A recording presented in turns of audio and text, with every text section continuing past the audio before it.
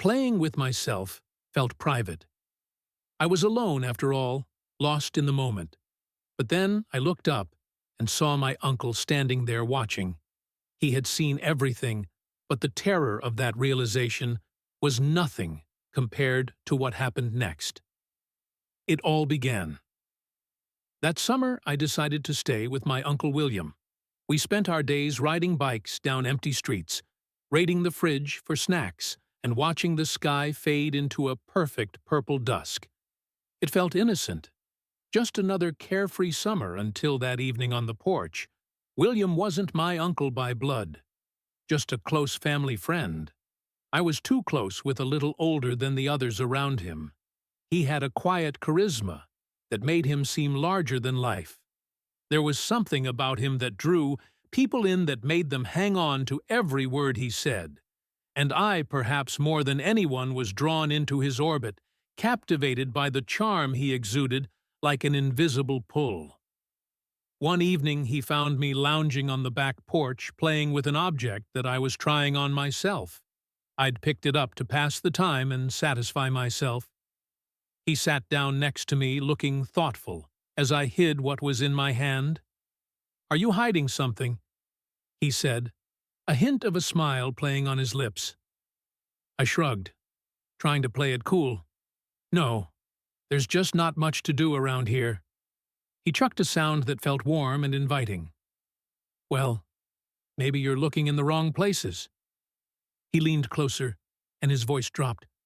"I've got something in mind, something that'll shake things up, but it's not for everyone. Only someone I can trust." I felt a thrill shoot through me, excitement mixed with curiosity. "What do you mean?" I asked, trying to sound casual, though my heart was starting to pound. "I have seen what you were doing. I didn't know. We had similar interest." My uncle said, "Similar interest? That's what fascinates you too?" I asked him, surprisingly. "Yeah, but we will talk about it later. Let's go inside." And with this, we headed inside the house. The following days felt like a fever dream. Every afternoon, I'd wait for my uncle to call or give me a sign that it was time to go back to the shed. But he always kept me guessing. It was like he knew how much the mystery was driving me crazy, how much I craved the thrill of uncovering another secret. My mind kept racing back to that place when he finally asked me to join him again. I felt a surge of excitement mixed with something else, something that made my stomach twist with both anticipation and nerves. I told myself it was just curiosity. But deep down, I sensed there was more to it. I didn't have the words to explain it, but the air felt charged with something I couldn't quite name, a feeling that was both thrilling and unsettling. When we went down the porch, everything seemed so perfect and peaceful. The atmosphere was quiet and peaceful. My uncle was waiting for me there as I went by. When I reached, there I saw him standing calm and excited. It was the time we kissed for the first time, and he talked about the tools he had this subject always used to fascinate me. And it was the first time in my life I found someone I could share my heart with. The days that followed were filled with the kind of tension and excitement that lingered in the air, an unspoken understanding that something was shifting between us. We spent hours in the shed, talking about his past and the dreams he'd had when he was younger. Each conversation seemed to peel back another layer, revealing parts of him I'd never known. There was one evening, though, that stood out, a night when the air felt different, charged with an energy that neither of us acknowledged, but both of us felt. We were sitting on the floor of the shed, surrounded by blueprints and tools, our shoulders barely touching. He was telling me about a road trip he'd taken years ago, a journey that had changed him in ways he still couldn't explain. I think that's when I realized that life doesn't wait for anyone. He said, his voice soft, almost reflective. You either take risks, or you end up standing still, watching as everything passes. You, by his words, hit me hard, resonating in a way I hadn't expected. I felt a pang of something I couldn't quite name, a longing to understand the world the way he did, to see things with the same depth and intensity. It was like he was opening a door, inviting me to step into a reality that was both thrilling and terrifying. "What kind of risks did you take?" I asked, my voice barely more than a whisper. He looked at me, a hint of a smile playing on his lips, the kind that most people wouldn't understand. He replied, his gaze steady, the kind that leave a mark, a memory that stays with you. No matter how much time passes, we sat there, in silence, the weight of his words hanging in the air. I could feel my heart racing, a mix of excitement and nerves that left me breathless. It was like I was standing on the edge of something vast, something that stretched beyond the confines of that small shed, reaching into a world I'd only glimpsed in stories and dreams. The connection between us felt stronger, now, an unspoken bow. There in the fading light, the silence between us now comfortable. Our breaths synchronized as we took in the moment. It felt surreal, like we'd slipped into a different world, a place where time didn't exist, where nothing else mattered, except this quiet connection that pulsed between us. As the sun dipped below the horizon, casting a warm glow over the landscape, he reached for my hand, his touch gentle but firm.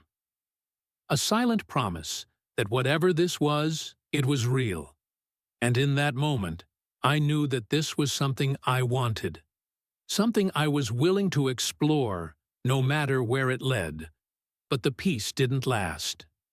As we drove back, reality began to creep in, the weight of what had happened settling over me, filling me with a mix of excitement and doubt. I couldn't shake the feeling that this was something we couldn't ignore, but I also knew that it wasn't going to be easy over the next few days. We tried to act as if nothing had changed, but the tension between us was impossible to ignore. Every glance, every touch, felt loaded, a reminder of the kiss we'd shared, the silent promise that hung between us. I could see it in his eyes, the way he looked at me, a mix of longing and hesitation that mirrored my own one evening. As we sat in the shed working on one of his projects, he turned to me, his expression serious. "Are you okay with this?" he asked, his voice barely more than a whisper, his eyes searching mine. I nodded, though my heart was pounding, a mix of excitement and nerves that left me breathless. I replied, my voice steady, despite the emotions swirling inside me. I didn't expect it to feel this way." He smiled, a soft, almost sad smile that seemed to carry 1,000 unspoken words. "Neither did I," he admitted, his voice tinged with a vulnerability that felt both comforting and unnerving. "But sometimes, things just happen." We sat there in silence, the weight of his words hanging in the air, a silent acknowledgement that this was something neither of us had planned, but something we couldn't ignore. It was like we were standing on the edge of a cliff, waiting to see if we would fall or fly, caught between fear and exhilaration, the unknown stretching out before us. And yet, despite the uncertainty, I felt a strange sense of peace, a quiet understanding that this was something I wanted to explore, something that felt right. Even if I couldn't explain it, we'd crossed a line. But instead of feeling lost, I felt like I'd found something real, something that was worth the risk. The days that followed were a blur of stolen moments and whispered conversations, a quiet exploration of this new connection that had blossomed between us. We were careful, always on edge, but somehow the thrill of it all made it feel even more like we were sharing a secret world that no one else could touch. One afternoon, as we sat by the lake watching the sunlight dance on the water, he reached for my hand, his touch gentle but sure. I looked at him, a question in my eyes, and he just smiled, a soft, reassuring smile that made everything feel okay. like this was something we could hold on to, something that could withstand the weight of the world around us. In that moment, I felt a sense of clarity, a quiet certainty that this was something I wanted, something that felt worth fighting for. The fear and uncertainty melted away, replaced by a quiet confidence, a sense that we were in this together no matter where it led. As I looked at him, I knew that we were standing on the edge of something incredible, a journey that would take us to places we'd never imagined, a story that was just beginning to unfold. The following days felt like living on a tight rope, balanced between excitement and the looming reality of what lay ahead. We spent every free moment together each day, uncovering new layers, little pieces of each other that we'd only started to explore. There was something thrilling about it, all this shared secret, this quiet connection that seemed to deepen with every glance, every touch, every whispered word.